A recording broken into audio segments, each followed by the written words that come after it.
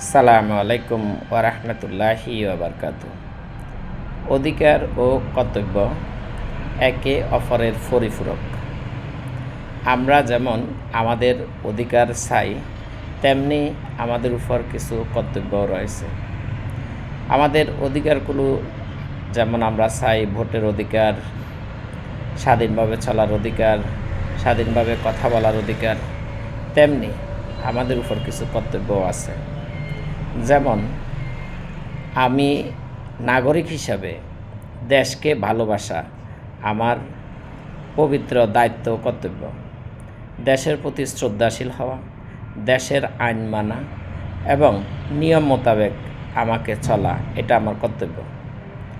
যদি আমি আমার অধিকার চাই, তবে আমার কর্তব্যগুলো আমাকে যথাযথভাবে পালন করতে হবে। তাই আসুন আমরা সকলে আমাদের অধিকারগুলো আদায় করি এবং নিজ নিজ অবস্থান থেকে সকলের কর্তব্যগুলো পালন করি। আসসালামু আলাইকুম ওয়া রাহমাতুল্লাহি ওয়া বারাকাতুহু।